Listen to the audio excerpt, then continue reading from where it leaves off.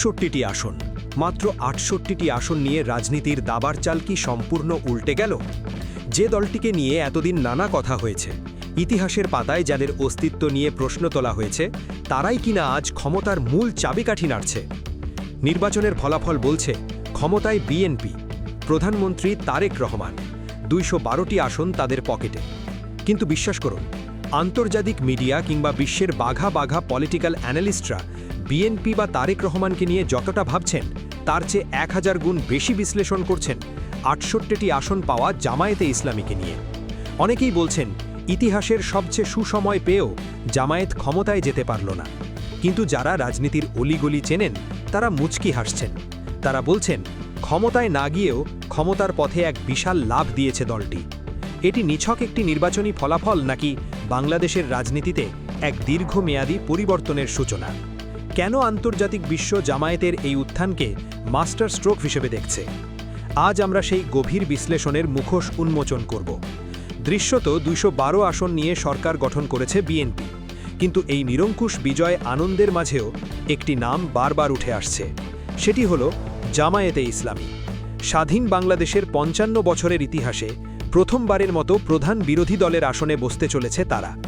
আসন সংখ্যা ৬৮, যা তাদের ইতিহাসে সর্বোচ্চ। ২০০১ সালে বিএনপি যখন জামায়াতকে সাথে নিয়ে ২/৩ আসন পেয়েছিল, তখন আওয়ামী লীগ মাত্র ৬২টি আসন নিয়ে বিরোধী দল এগিয়েছিল। মজার ব্যাপার হলো, ঠিক তার পরের নির্বাচনে সেই ৬২ আসন পাওয়া দলটি ২৩০ আসন নিয়ে ক্ষমতায় ফিরেছিল। ইতিহাসের এই সমীকরণ কি জামায়াতের পক্ষে কথা বলছে? আজকের এই ৬৮টি আসন কি আগামীর ২০০ আসনের ইঙ্গিত? প্রখ্যাত সাংবাদিক নুরুল কবিরের একটি কথা এখানে প্রণিধানযোগ্য। তিনি বলেছেন, যে দল বাংলাদেশের স্বাধীনতার বিরোধিতা করেছিল, স্বাধীনতার ৫৫ বছর পর একটি নিরপেক্ষ নির্বাচনে সেই দলই ৬৮টি আসন পেল। এটা তাদের জন্য কোনো সাধারণ ঘটনা নয়, এটি একটি বিশাল বিজয়। অর্থাৎ রাজনীতির মাঠে তারা নিজেদের অপরিহার্য প্রমাণ করতে পেরেছে। তবে আন্তর্জাতিক মিডিয়াগুলো এই উত্থানকে দেখছে ভিন্ন চোখে। ব্রিটিশ গণমাধ্যম দ্য গার্ডিয়ান হেডলাইন করেছে, বাংলাদেশের নারী স্বাধীনতা এখন ঝুঁকির মুখে। তাদের শঙ্কা, একটি ইসলামপন্থী দলের এমন শক্তিশালী অবস্থান নারীদের অধিকার খর্ব করতে পারে। অন্যদিকে রয়টার্স বলছে, জামায়াতের উত্থান দেশের মডারেট বা মধ্যপন্থী মানুষের কপালে চিন্তার ভাঁজ ফেলেছে। তবে মার্কিন মিডিয়া এনপিআরের সুর কিছুটা ভিন্ন। তারা বিষয়টিকে এতটা ভয়ের চোখে দেখছে না। কেন এই ভিন্নতা? কারণ জামাত এবারে যে খেলাটা খেলেছে, তা পশ্চিমা বিশ্বকেও ধোঁকায় ফেলে দিয়েছে। আমরা যদি একটু পিছনের দিকে তাকাই, এই পরিবর্তনের সূচনা কিন্তু একদিনে হয়নি। ২০২৪ সালের জুলাই মাস, হাসিনা বিরোধী সেই উত্তাল আন্দোলন। রাজপথে তখন একমাত্র সুসংগঠিত এবং সংঘবদ্ধ শক্তি ছিল জামায়াত ও শিবির। তাদের সেই প্রতিরোধের কথা কি অস্বীকার করার উপায় আছে? হাসিনা সরকারের পতনের পর সরকার গঠনেও তাদের ভূমিকা ছিল অত্যন্ত গুরুত্বপূর্ণ। সেই অবদানের প্রতিদান কি তারা এখন পাচ্ছে? দেশের সবকটি পাবলিক বিশ্ববিদ্যালয় ছাত্র সংসদ নির্বাচনে তাদের বিজয় সেই ইঙ্গিতই দিয়েছিল। আন্তর্জাতিক মিডিয়া তখনই নড়ে চড়ে বসেছিল। তারা দেখেছিল ইসলামী জঙ্গিদের উত্থান হিসেবে। কিন্তু জানুয়ারি মাসের রয়টার্সের এক দীর্ঘ প্রতিবেদনে উঠে আসে এক নতুন তথ্য। তারা বলছে, জামাত এবারে নিজেকে নতুন করে গড়াচ্ছে। রয়টার্স তাদের প্রতিবেদনে লিখেছে, জামাত এবার হিন্দু প্রার্থী দিয়েছে। এটি তাদের একটি বিশাল কৌশলগত পরিবর্তন। এর মাধ্যমে তারা নিজেদের গায়ে লেগে থাকা উগ্রবাদী তকমাটি নিপুণভাবে সরিয়ে ফেলার চেষ্টা করেছে। তা দেখাতে চেয়েছে তারা সবার দল। কিন্তু মুদ্রার উল্টো পিঠও আছে। নির্বাচনে তারা হিন্দু প্রার্থী দিলেও কোনো নারী প্রার্থী দেয়নি। আর ঠিক এই জায়গাটিতেই আন্তর্জাতিক মহলের যত আপত্তি। নারী অধিকার নিয়ে তাদের অবস্থান এখন পশ্চিমাদের এ উদ্বেগের মূল কারণ। তবে জামাত জানে, রাজনীতিতে সব প্রশ্নের উত্তর কথার মাধ্যমে দিতে হয় না, কৌশলে দিতে হয়। জামায়াতের এই উত্থানকে অনেকে তুরস্কের এরদোয়ানের দলের সাথে তুলনা করেছেন। এরদোয়ানের জাস্টিস অ্যান্ড ডেভেলপমেন্ট পার্টি বা একেপিও ঠিক একইভাবে শুরু করেছিল। প্রথমে বিরোধী দল হিসেবে উঠে আসা, এরপর ২০০২ সালের নির্বাচনে সংখ্যাগরিষ্ঠতা পাওয়া, তারপরের ইতিহাস সবার জানা। টানা ২ দশকের বেশি সময় ধরে ক্ষমতায় এরদোয়ান। এরদোগানের দল শুরুতে নিজেদের মধ্যে ইসলামিক ইমেজ দিয়ে ক্ষমতায় এসেছিল।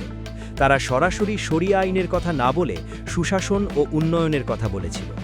বাংলাদেশের জামাতও কি ঠিক একই পথে হাঁটছে?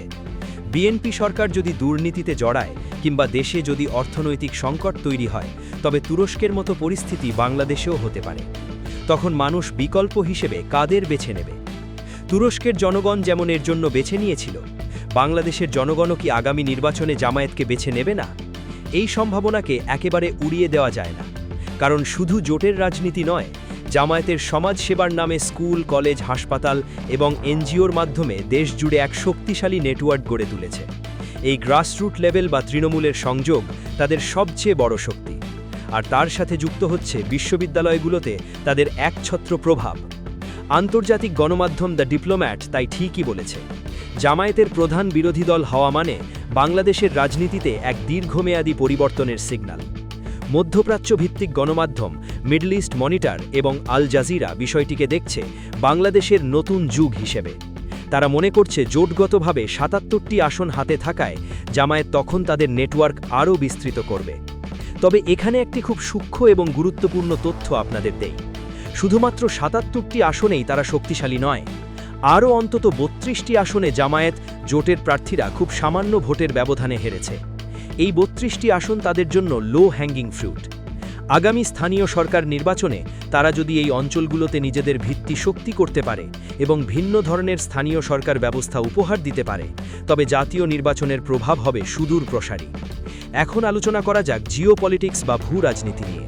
জামায়াতের ৭৭টি আসনে জিতেছে। এই দিকে তাকালে দেখবেন তার বেশিরভাগই সীমান্ত এলাকায়। প্রান্ত থেকে কিন্তু দখল কিংবা গ্রাম দিয়ে শহর ঘেরাও এটি মাও সেতুংয়ের সেই বিখ্যাত গেরিলা যুদ্ধের কৌশলের সাথে মিলে যায়। জামায়াতের এই সীমান্ত বিজয় ভারতের কপালে এর মধ্যেই চিন্তার ভাঁজ ফেলে দিয়েছে। কারণ ভারত সবসময় সীমান্তে তাদের অনুগত বা বন্ধু ভাবাপন্ন শক্তি দেখতে চায়। কিন্তু জামায়াতের এই উত্থান ভারতের সেই কমফোর্ট জোনে বড় আঘাত।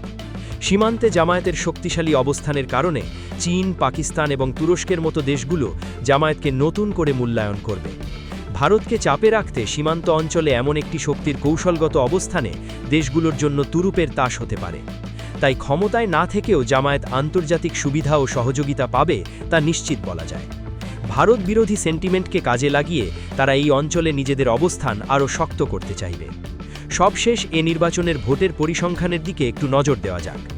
এবারের নির্বাচনে জয় পেয়েছে ৩১.৭৬%। অনেকেই ভাবতে পারেন এটা তো খুব বেশি না, কিন্তু ইতিহাস কি বলে? ১৯৯১ সালে বিএনপি যখন ক্ষমতায় আসে তখন তারা ভোট পেয়েছিল ৩১.৮১%। অর্থাৎ জামায়াত এখন যে ভোট পেয়েছে তার চেয়েও কম ভোটে বিএনপি সরকার গঠন করেছিল। এমনকি ১৯৯৬ সালে আওয়ামী লীগ যখন ক্ষমতায় আসে তাদের ভোটের হার ছিল এর চেয়েও কম। তার মানে কি দাঁড়াচ্ছে? ভোটের শতাংশের হিসেবে জামায়াত এখনই সরকার গঠন করার মতো জনসমর্থন ধারণ করে। জোটগতভাবে তাদের ভোট প্রায় ৪৮% কাছাকাছি। কাজেই ভোট ব্যাংক যদি সামান্য বাড়ে তবে আগামী নির্বাচনের ফলাফল সম্পূর্ণ উল্টে যেতে পারে। জামায়াত যে এককভাবে সরকার গঠন করতে পারে সেই গাণিতিক সম্ভাবনা এখন আর কোনো কল্পনা নয়। এটি একটি বাস্তব পরিসংখ্যান। তাই আন্তর্জাতিক মিডিয়া এবারের ফলাফল জামাতের পরাজয় হিসেবে দেখছে না, বরং তারা একে দেখছে জামাতের উত্থান বা রাইজ অফ জামাত হিসেবে। তারা মনে করছে যদি জামাত তাদের এই ধারাবাহিকতা ধরে রাখতে পারে তবে ক্ষমতার শীর্ষে পৌঁছানো তাদের জন্য কেবল সময়ের ব্যাপার।